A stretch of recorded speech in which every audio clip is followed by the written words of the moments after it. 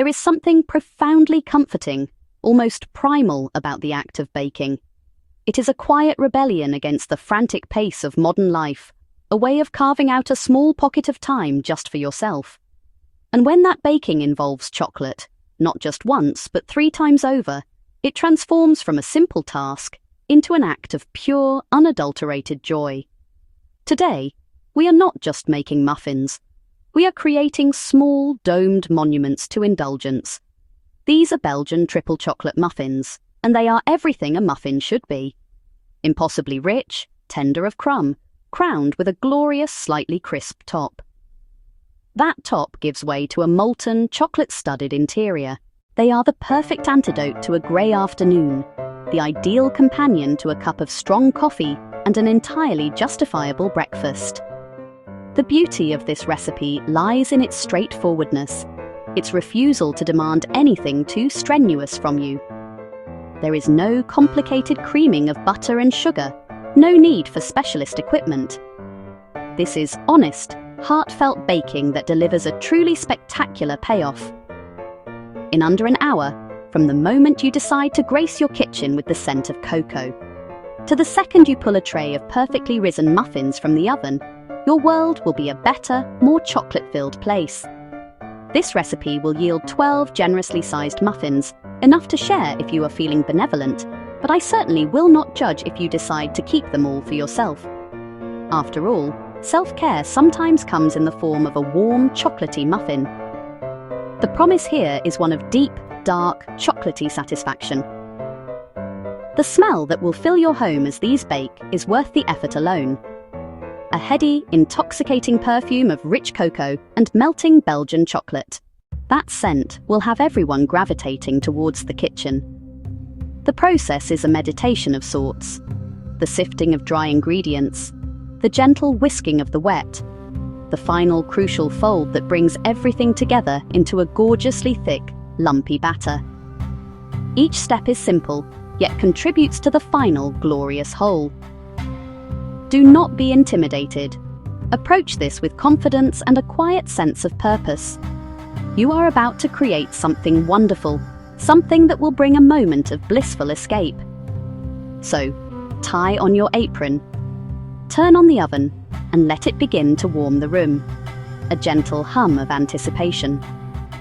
We are about to embark on a small culinary adventure, one that requires no great skill, only a love for chocolate and a desire to create something delicious with your own 2 hands.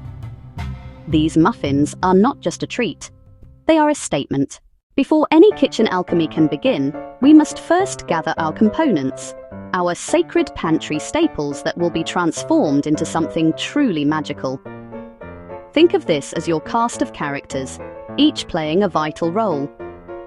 Precision is our friend here. Use a kitchen scale if you have one. If not, measuring cups will do. Do not pack the flour.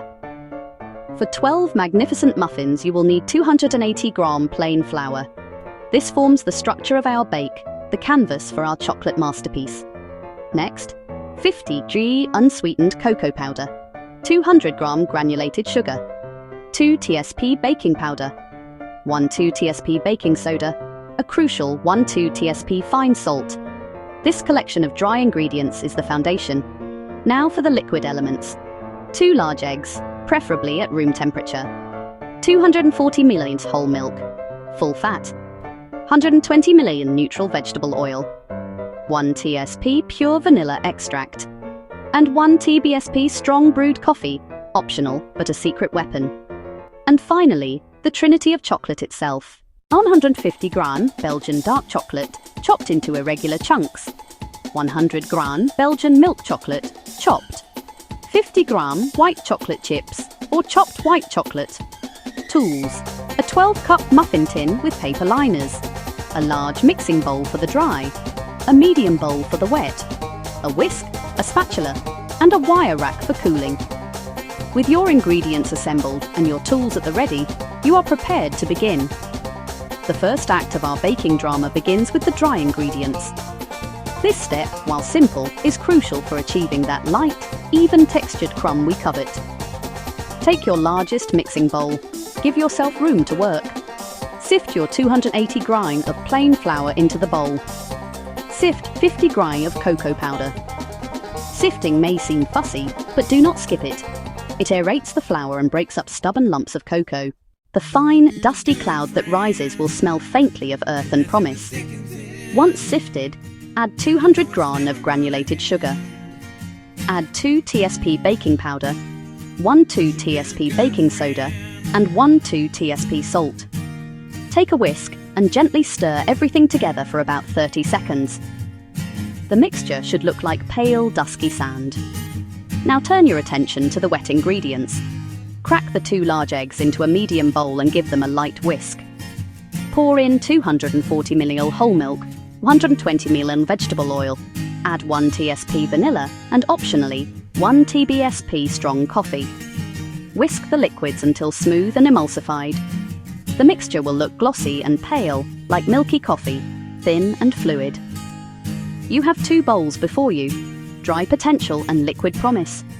Make a small well in the center of the dry ingredients. This helps the wet ingredients incorporate evenly and gently. The stage is set for the main event. This is the pivotal moment, the heart of the process where batter is truly born. Pour it all at once into the well. Now, put down your whisk. Pick up a spatula. Pick up a wooden spoon. A whisk encourages gluten, the enemy of a tender muffin. We want to mix, not beat. Use gentle, deliberate folding strokes. Bring the dry from the bottom up and over the wet. Keep folding until no major streaks remain. The key: do not overmix. A lumpy batter is a good batter. It should be thick, gloopy, and imperfect, not smooth like cake batter. As soon as the last patch of flour disappears, stop. Step away from the bowl. Now, the part that elevates them to triple chocolate ecstasy. It is time to add the chopped chocolate, dark chocolate chunks, milk chocolate chunks, white chocolate chunks. Tip most of them in and reserve a small handful of each. Gently, with as few strokes as possible, fold the chunks into the batter, just 2 or 3 turns. Look for swirls and pockets, not uniform blending. The batter is incredibly thick now, heavy with molten promise, dark, milk, and white chunks suspended throughout. Again, resist the urge to keep stirring. The less you handle it, the better the muffins. The folding is complete. Ensure your oven is preheated to 190-degree clay, 375-degree gem, with a rack in the center. An oven not properly preheated is a common culprit for muffins that do not rise properly. Your 12-cup muffin tin should be lined with paper cases for easy removal and rustic presentation. Now, for the filling. This is not a time for dainty, half-filled cups. We are making big bakery-style domes. To achieve this, fill each paper liner right to the very brim, even mounding slightly above. Use a large spoon or an ice cream scoop with a spring-release handle. It portions perfectly and keeps things tidy. Drop a heaping scoop into each liner. The batter will plop. It will not pour. Fill each one until the batter is mounded above the rim. This feels wrong. Trust me. It is the secret to that magnificent muffin top. Take the handful of chocolate chunks you reserved earlier, the dark, the milk, the white. Stud the tops of each mound of batter and press them in ever so slightly. This creates a beautiful, craggy top and guarantees a little pool of melted chocolate on each muffin. Your tray is ready.